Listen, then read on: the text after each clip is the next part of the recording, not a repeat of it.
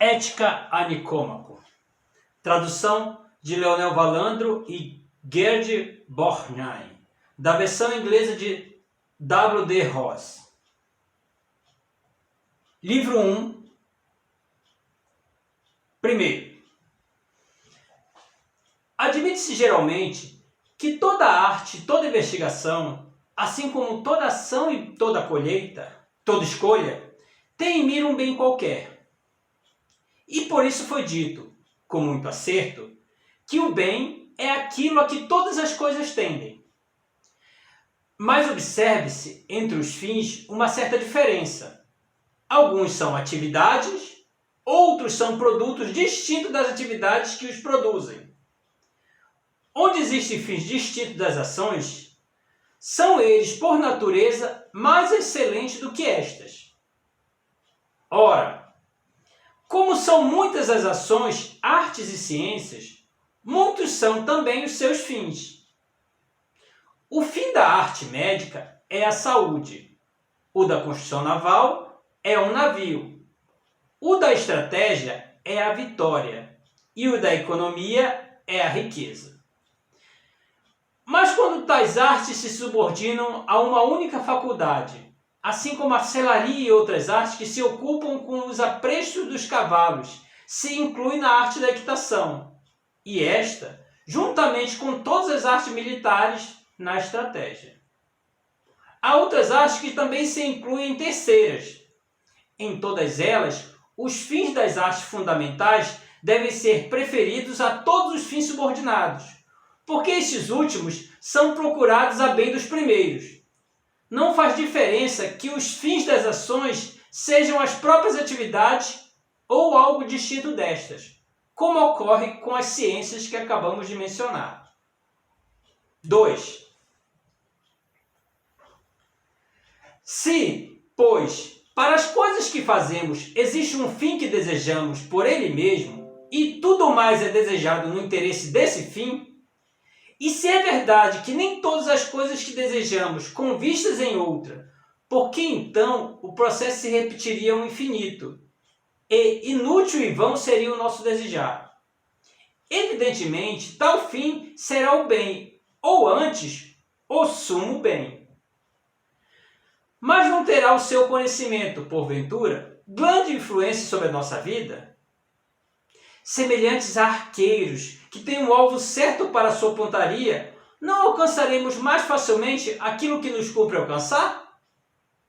Se assim é, esforcemo-nos por determinar, ainda que em linhas gerais apenas, o que seja ele e de qual das ciências ou faculdade constitui o objeto. Ninguém duvidará de que o seu estudo pertence à arte mais prestigiosa e que mais verdadeiramente se pode chamar a arte mestra. Ora, a política mostra ser dessa natureza, pois é ela que determina quais as ciências que devem ser estudadas num Estado, quais são as que cada cidadão deve aprender e até que ponto, e vemos até as faculdades tidas em maior apreço, como a estratégia, a economia e a retórica estão sujeitas a ela. Ora, como a política utiliza as demais ciências e, por outro lado, legisla sobre o que devemos e o que não devemos fazer. A finalidade dessa ciência deve abranger as das outras, de modo que essa finalidade seja o bem humano. Com efeito, ainda que tal fim seja o mesmo, tanto para o indivíduo como para o Estado, o deste último parece ser algo maior e mais completo, quer a atingir, quer a preservar. Embora valha bem a pena atingir esse fim para o indivíduo só, é mais belo e mais divino alcançá-lo para uma nação ou para cidades e estados. Tais são, por conseguinte, os fins visados pela nossa investigação, pois que isso pertence à ciência política numa das acepções do termo. 3. Nossa discussão será adequada se tiver tanta clareza quanto comporta o assunto, pois não se deve exigir a precisão em todos os raciocínios por igual, assim como não se deve buscá-la nos produtos de todas as artes mecânicas. Ora, as ações belas e justas que a ciência política investiga admitem grande variedade e flutuações de opinião, de forma que se pode considerá-las como existindo por convenção apenas, e não por natureza. E em torno dos bens há uma flutuação semelhante, pelo fato de serem prejudiciais a muitos. Houve, por exemplo, quem perecesse devido à sua riqueza, e outros por causa da sua coragem. Ao tratar, pois, de tais assuntos, e partindo de tais premissas, devemos contentar-nos em indicar a verdade aproximadamente e em linhas gerais. E, ao falar de coisas que são verdadeiras, apenas em sua maior parte e com base em premissas da mesma espécie, só podemos tirar conclusões da mesma natureza. E é dentro do mesmo espírito que cada proposição deverá ser percebida, pois é próprio do homem culto buscar a precisão em cada gênero de coisas, apenas na medida em que admite a natureza do assunto. Evidentemente, não seria menos insensato aceitar um raciocínio provável da parte de um matemático do que exigir provas científicas de um retórico. Ora, cada qual julga bem as coisas que conhece, e, dessas coisas, é ele bom juiz. Assim, o homem que foi instruído a respeito de um assunto é bom juiz nesse assunto. E o homem que recebeu instrução sobre todas as coisas é bom juiz em geral. Por isso, um jovem não é bom ouvinte de preleções sobre a ciência política. Com efeito, ele não tem experiência dos fatos da vida, e é em torno destes que giram as nossas discussões. Além disso, como tende a seguir as suas paixões, tal estudo lhe será vão e improfícuo. Pois o fim que se tem em vista não é o conhecimento, mas a ação. E não faz diferença que seja jovem em anos ou no caráter. O defeito não depende da idade, mas do modo de viver e de seguir um após outro cada objetivo que lhe depara a paixão. E tais pessoas, como aos incontinentes, a ciência não traz proveito algum. Mas aos que desejam e agem de acordo com um princípio racional, o conhecimento desses assuntos fará grande vantagem. Sirvam, pois, de prefácio essas observações sobre o estudante, a espécie de tratamento a ser esperado e o propósito da investigação. 4. Retomemos a nossa investigação e procuraremos determinar, à luz desse fato, de que todo conhecimento e todo trabalho visa algum bem. Quais afirmamos ser os objetivos da ciência política e qual é o mais alto de todos os bens que se podem alcançar pela ação? Verbalmente, quase todos estão de acordo, pois tanto o vulgo como os homens de cultura superior dizem ser esse fim a felicidade. E identificam o bem viver e o bem agir como ser feliz. Diferem, porém, quanto ao que seja a felicidade, e o vulgo não a concebe do mesmo modo que os sábios. Os primeiros pensam que seja alguma coisa simples e óbvia, como o prazer, a riqueza ou as honras, muito embora discordem entre si. E não raro o mesmo homem a identifica com diferentes coisas, com a saúde quando está doente e com a riqueza quando é pobre. Cônscio de sua própria ignorância, não obstante, admiram aqueles que proclamam algum grande ideal inacessível à sua compreensão. Ora, alguns têm pensado que, à parte esses numerosos bens, existe um outro que é autossubsistente e também é causa da bondade de todos os demais. Seria talvez infrutífero examinar todas as opiniões que têm sido sustentadas a esse respeito. Basta considerar as mais difundidas e aquelas que parecem ser defensáveis. Não percamos de vista, porém, que há uma diferença entre os argumentos que procedem dos primeiros princípios e os que se voltam para eles. O próprio Platão havia levantado essa questão, perguntando como costumava fazer, nosso caminho para os primeiros princípios ou se dirige para eles. Há aí uma diferença, como há num estádio entre a reta que vai aos juízes, ao ponto de retorno e o caminho de volta. Com efeito, embora devamos começar pelo que é conhecido, os objetos de conhecimento são em dois sentidos diferentes. Alguns para nós, outros na acepção absoluta da palavra. É de presumir, pois, que devamos começar pelas coisas que nos são conhecidas, a nós.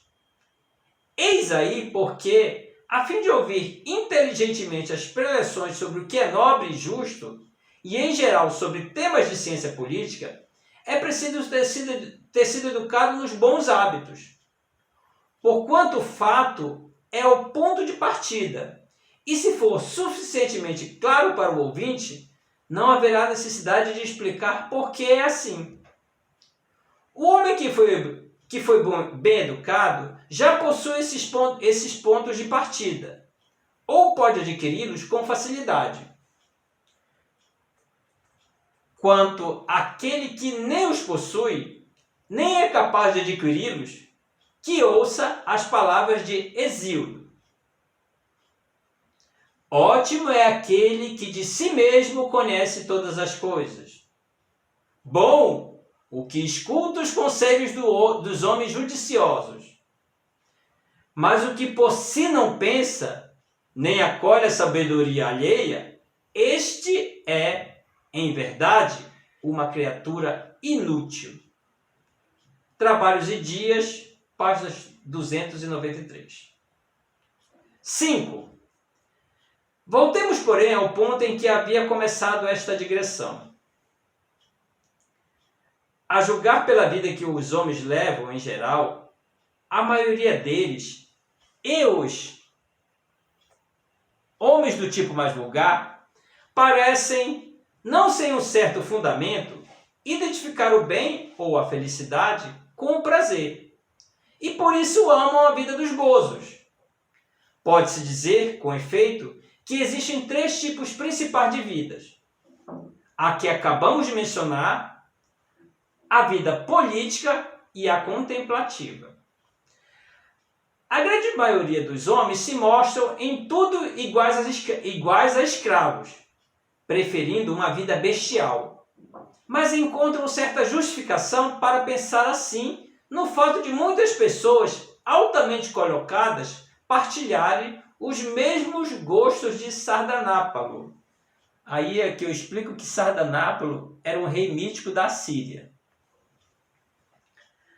A consideração dos tipos principais de vida mostra que as pessoas de grande refinamento e índole ativa identificam a felicidade com a honra, pois a honra é, em suma, a finalidade da vida política.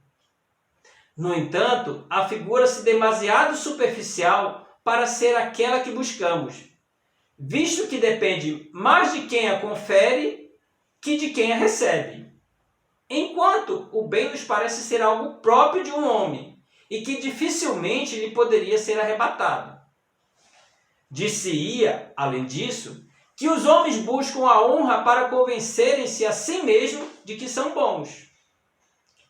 Como quer que seja, é pelos indivíduos de grande sabedoria prática que procuram ser honrados, e entre os que os conhecem, e ainda mais em razão da sua virtude.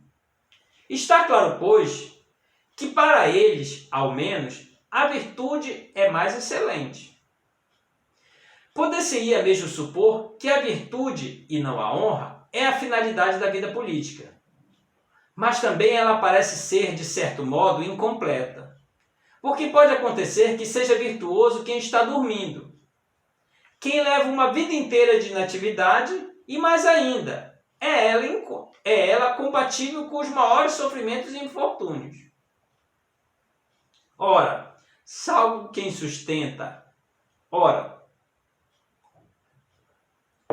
salvo quem sustenta a tese a todo custo, ninguém jamais considerará feliz um homem que vive de tal maneira.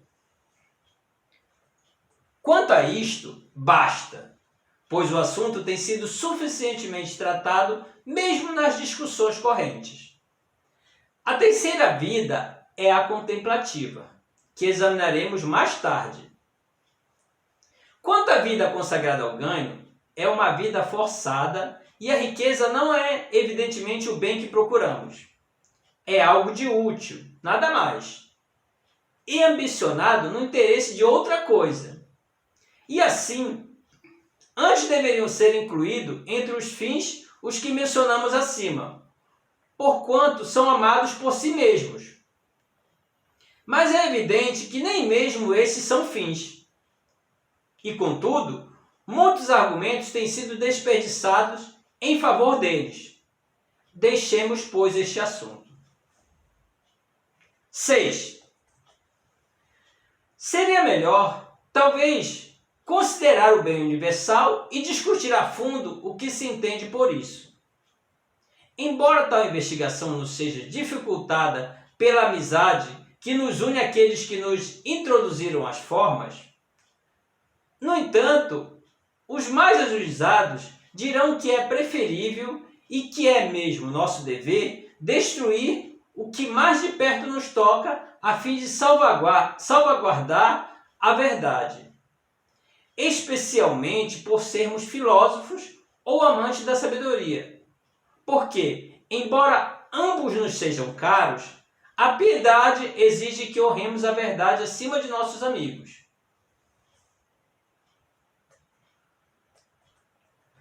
Os defensores dessa doutrina não postularam formas de classes dentro das quais reconhecessem prioridade e posteridade. E por essa razão, não sustentaram a existência de uma forma a abranger todos os números. Ora, o termo bem é usado tanto na categoria de substância como na de qualidade e na de relação. E o que existe por si mesmo, isto é, a substância, é anterior por natureza ao relativo. Este, de fato, é como uma derivação e um acidente do ser. De modo que não pode haver uma ideia comum por cima de todos esses bens. Além disso, como a palavra bem tem tantos sentidos quanto ser, visto que é predicada tanto na categoria de substância como de Deus e de razão, quanto na de qualidade, isto é, das virtudes, na de quantidade, isto é, daquilo que é moderado, na de relação, isto é, do útil, na de tempo, isto é, da oportunidade apropriada, na de espaço, isto é, do lugar apropriado, etc. Está claro que o bem não pode ser algo único e universalmente presente, pois se assim fosse, não poderiam ser predicados em todas as categorias, mas somente numa. Ainda mais, como das coisas que correspondem a uma ideia, a ciência é uma só. Haveria uma única ciência de todos os bens. Mas o fato é que as ciências são muitas, mesmo das coisas que se incluem numa só categoria, da oportunidade, por exemplo, pois que a oportunidade da guerra é estudada pela estratégia e na saúde pela medicina, enquanto a moderação nos alimentos é estudada por esta última, e nos exercícios pela ciência da ginástica. E alguém poderia fazer esta pergunta: que entendem eles, afinal, por esse em si de cada coisa, já que para o homem em si e para o homem particular, a definição do homem é a mesma. Porque, na medida em que forem homem, não diferirão em coisa alguma, e, assim sendo, tampouco diferirão o bem em si, e os bens particulares, na medida em que forem bem. E por outro lado, o bem em si não será mais bem, pelo fato de ser eterno, assim como aquilo que dura muito tempo não é mais branco do que aquilo que parece no espaço de um dia. Os pitagóricos parecem fazer uma concepção mais plausível do bem quando colocam o na coluna dos bens. E esta opinião, se não nos enganamos, foi adotada por Espeusipo. Os pitagóricos parecem fazer uma concepção mais plausível do bem quando colocam o na coluna dos bens, tá? Mas deixemos esses assuntos para serem discutidos em outra ocasião. Poder-se-á objetar ao que acabamos de dizer, apontando que os platônicos não falam de todos os bens e que os bens buscados e amados por si mesmos são chamados bons em referência a uma forma única, enquanto os que, de certo modo, tendem a produzir ou a preservar estes, ou a afastar os seus opostos, são chamados bons em referência a estes, e no sentido subsidiário. É evidente, pois, que falamos dos bens em dois sentidos.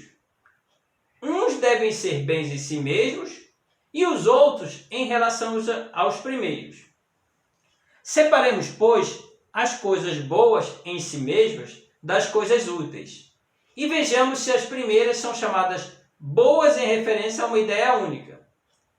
Que espécie de bens chamaríamos bens em si mesmos? Serão aqueles que buscamos, mesmo quando isolados dos outros, como a inteligência, a visão e certos prazeres e honras? Estes, embora também possamos procurá-los, tendo em vista outra coisa, seriam colocados entre os bens em si mesmos. Ou não haverá nada de bom em si mesmo, senão a ideia do bem. Nesse caso, a forma se esvaziará de todo sentido. Mas, se as coisas que indicamos também são boas em si mesmas, o conceito de bem terá de ser idêntico em todas elas, assim como o da brancura é idêntico na neve e no alvaiade.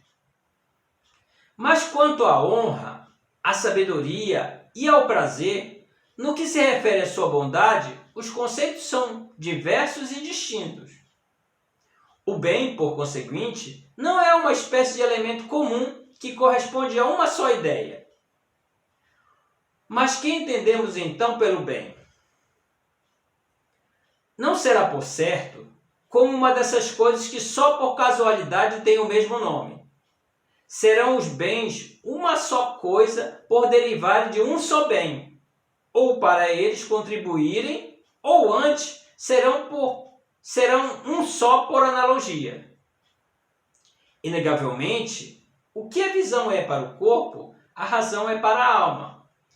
E, da mesma forma, em outros casos.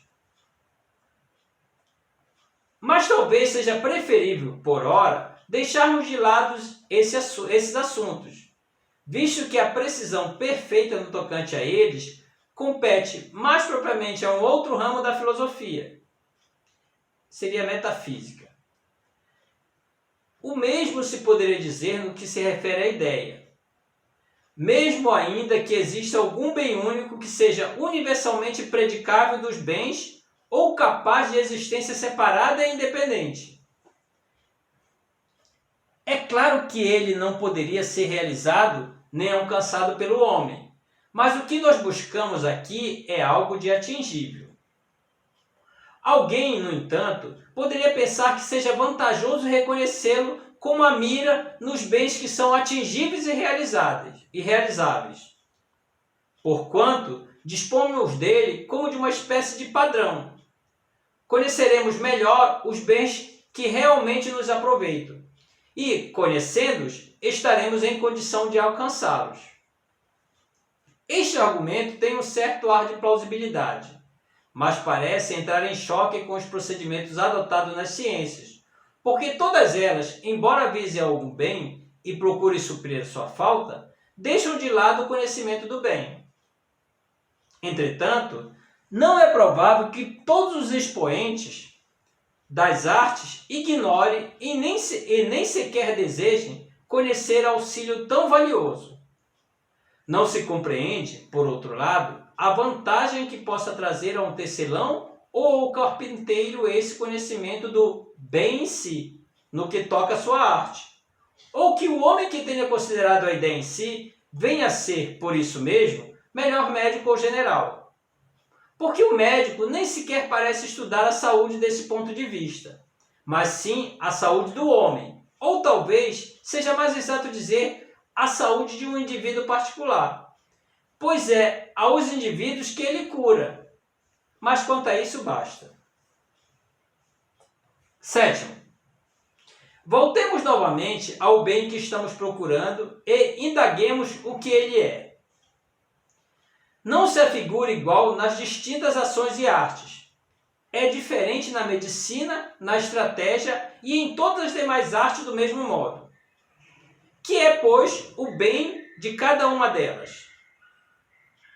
Evidentemente, aquilo em cujo interesse se fazem todas as outras coisas. Na medicina é a saúde, na estratégia a vitória, na arquitetura uma casa, em qualquer outra esfera uma coisa diferente, e em todas as ações e propósitos é ele a finalidade. Pois é, tendo em vista que os homens realizam o resto.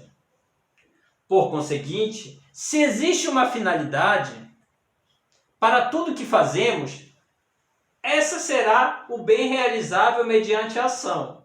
E, se há mais de uma, serão os bens realizáveis através dela. Vemos agora que o argumento, tomando por um atalho diferente, chegou ao mesmo ponto. Mas procuremos expressar isso com mais clareza ainda. Já que, evidentemente, os fins são vários e nós escolhemos alguns dentre eles, como a riqueza, as flautas e os instrumentos em geral, segue-se que nem todos os fins são absolutos, mas o sumo bem é claramente algo de absoluto. Portanto, se só existe um fim absoluto, será o que estamos procurando. E se existe mais de um, o mais absoluto de todos será o que buscamos.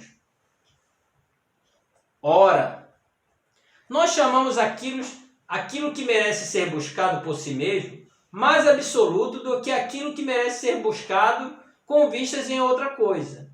E aquilo que nunca é desejável no interesse de outra coisa, mais absoluto do que as coisas desejáveis tanto em si mesmas como no interesse de uma terceira.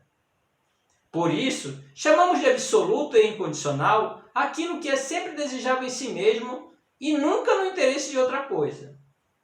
Ora, esse é o conceito que preeminentemente fazemos da felicidade.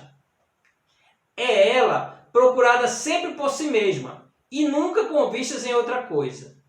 Ao passo que a honra, ao prazer, a razão e todas as virtudes nós de fato os escolhemos por si mesmo. Pois, ainda que nada resultasse daí, continuaríamos a escolher cada um deles. Mas também os escolhemos no interesse da felicidade, pensando que a posse deles nos tornará felizes. A felicidade, todavia, ninguém a escolhe tendo em vista algum destes, nem em geral qualquer coisa que não seja ela própria.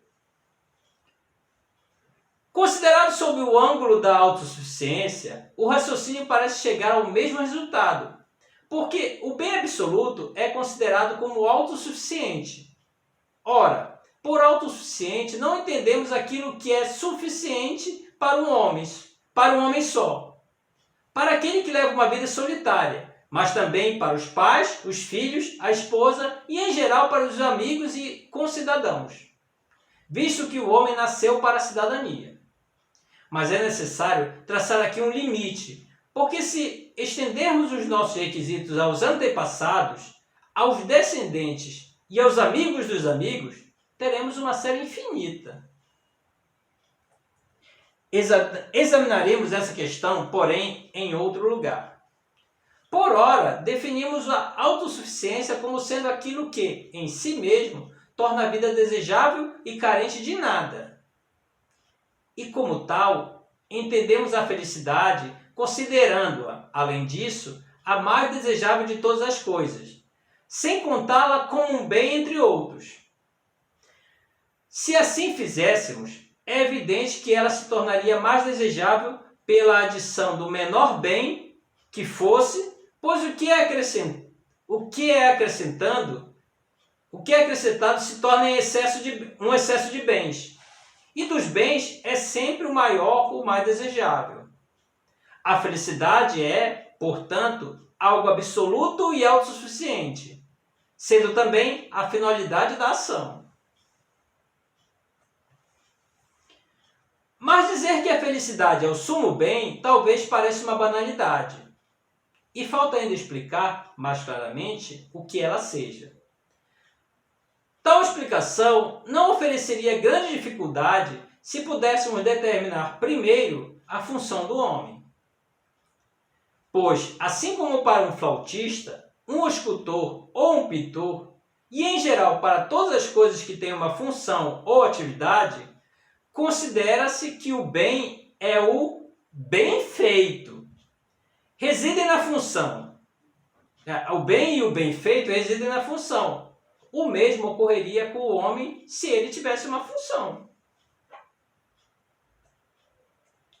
Dá-se-á o caso, então, de que o carpinteiro e o curtidor tenham certas funções e atividades, e o homem não tenha nenhuma.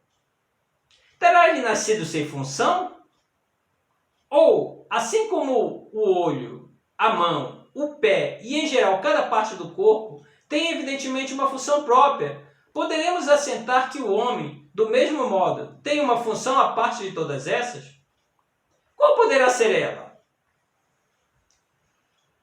A vida parece ser comum até às próprias plantas, mas agora estamos procurando o que é peculiar ao homem. Excluamos, portanto, a vida de nutrição e crescimento. A seguir, há uma vida de percepção, mas essa também parece ser comum ao cavalo, ao boi e a todos os animais. Resta, pois, a vida ativa do elemento que tem um princípio racional. Desta, uma parte tem tal princípio no sentido de ser-lhe obediente, e a outra no sentido de possuí-lo e de exercer o pensamento. E como a vida dos elementos racional também tem dois significados. Devemos esclarecer aqui que nos referimos à vida no sentido de atividade, pois esta parece ser a acepção mais própria do termo.